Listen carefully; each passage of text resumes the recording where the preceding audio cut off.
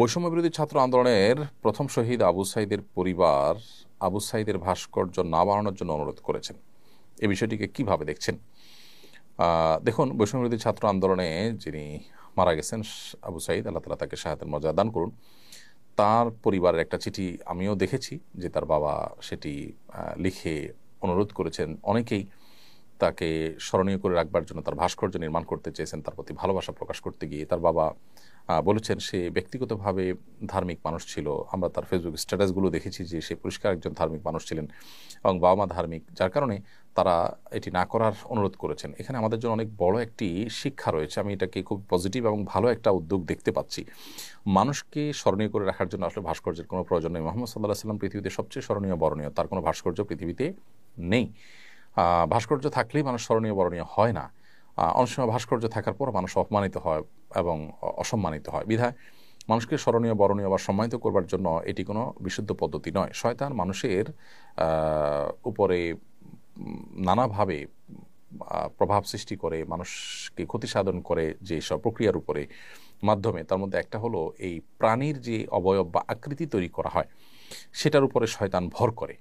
এটা শয়তানের বাহন অনেকটা বলতে পারি। এটা নিয়ে অনেক গবেষণা আছে, অনেক আলাপ আছে। সংক্ষিপ্ত ভাষণের এই প্রশ্নোত্তরের সেশনে আমরা বিস্তারিত বলতে পারবো না। শুধু এটুকু বলছি যে এ সমস্ত প্রাণী, কোনো প্রকার প্রাণী, মানুষ হোক অন্য কোনো প্রাণী হোক, তার অবয়বকে ভাস্কর্য আকারে নির্মাণ করা, পুতুল ইত্যাদি তৈরি করা এবং সেগুলো প্রদর্শন করা, এটা শরীয়তে হারাম করা হয়েছে।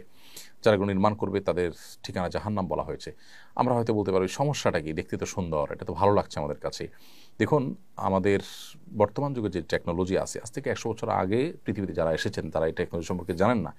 আমাদের এই টেকনোলজির বিষয় যদি তাদেরকে বলা হতো, তাদের কাছে হাস্যকর মনে হতো যে কীভাবে সম্ভব, এক জায়গায় টিপ দিবেন আর জায়গায় লাইট জ্বলবে, ফ্যান চলবে, কীভাবে সম্ভব যে ভয়েস কমান্ড দিবেন আর একটা কাজ হয়ে যাবে। আমাদের কাছে এরকম হাস্যকর, তাদের কাছে এরকম হাস্যকর মনে হবে যারা এই টেকনোলজি সম্পর্কে জানতেন না।